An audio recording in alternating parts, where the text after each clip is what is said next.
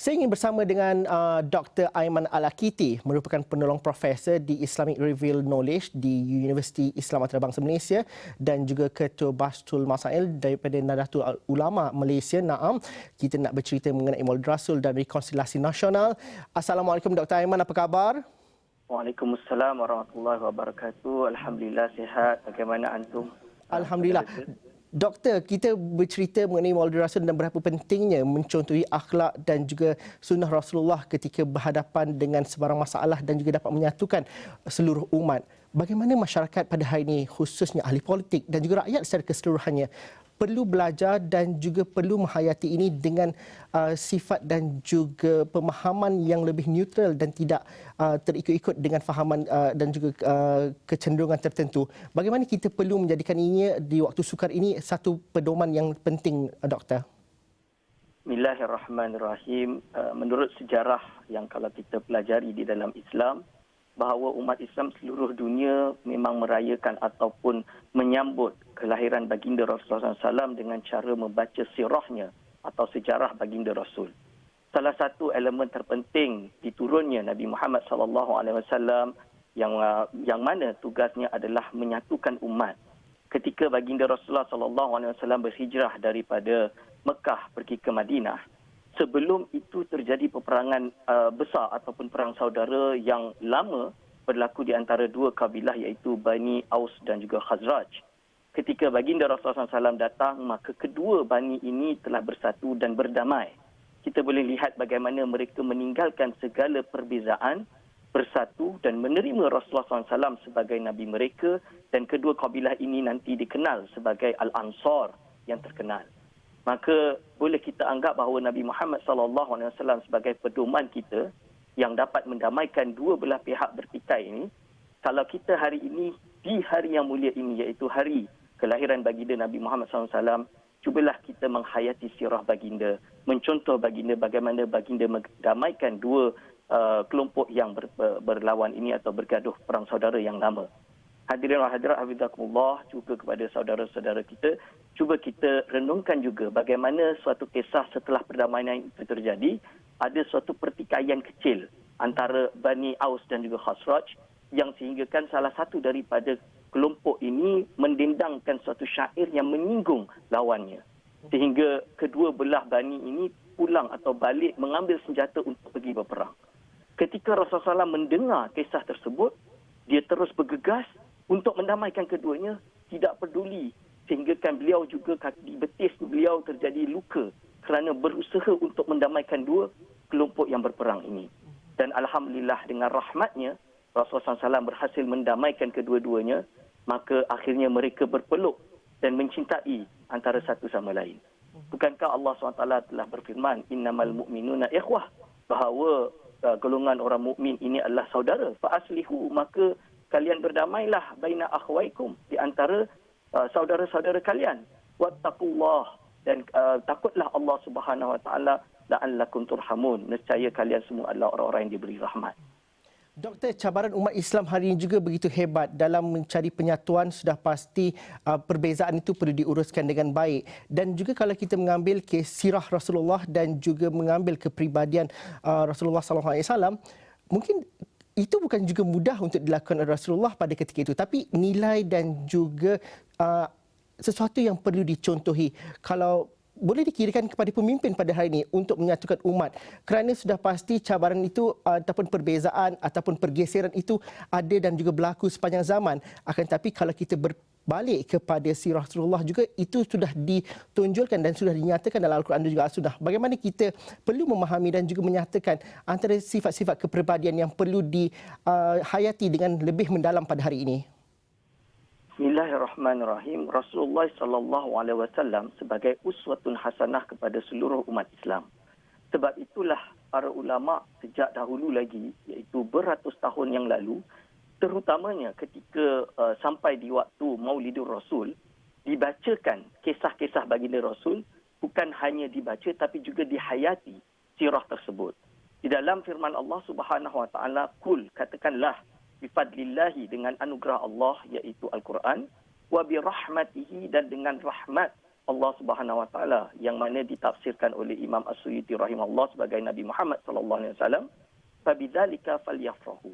Maka oleh sebab itu kalian semua kena bahagia, kena rasa ceria akan kehadiran Al-Quran dan juga Rasulullah sallallahu alaihi wasallam.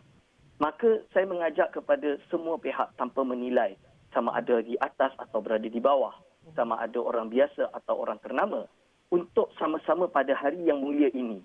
Dan juga bukan pada hari ini saja, tapi seluruh hari-hari dalam bulan Rabiul Awal dan juga bulan-bulan lain dalam Islam, kita cuba menjadikan Nabi Muhammad SAW sebagai uswatun hasanah, yang mana beliau sendiri, baginda Rasul sendiri, menjadikan Al-Quran sebagai petunjuk. Bukankah dalam Al-Quranul Karim telah dinyatakan bahawa wa'tasimu bihablillahi jami'an wa la tafarraqu. Kita semua kena berpegang teguh dengan tali Allah dan jangan kalian, iaitu kita semua, berpecah belah. Maka cubalah umat Islam, sama ada pemimpin ataupun tidak, kita lihat diri kita. Kita ini manusia, kita datang daripada debu. Suatu saat kita akan mati juga. Kalau kita bergaduh, tidak mau bermaaf-maafan, tidak mau memiliki sifat Rasulullah SAW yang memiliki rahmat terhadap umatnya, rahmat terhadap jirannya, rahmat kepada lawannya juga, maka bagaimana kita akan belajar untuk menaikkan, aizahkan kabilah kita, untuk aizahkan pada hari ini konteks kita, iaitu negara kita, agama kita. Maka kita kena berusaha untuk menjadi orang yang tidak mementingkan diri kita, tapi kita menjadi orang yang memberi peluang kepada yang lain untuk bergerak. Utamakan apa yang utama. Sekarang yang utama adalah kita bersama-sama demi melawan, iaitu musuh bagi semua golongan, semua warna, semua darah, semua latar belakang, iaitu COVID. Kenapa kita tak boleh letakkan senjata kita, letakkan permusuhan kita, letakkan segala rasa hasad dan dengki kita, kita duduk bersama-sama, sama ada bawah atau atas, untuk melawan musuh yang bersama ini. Doktor, apa masalah kita pada hari ini?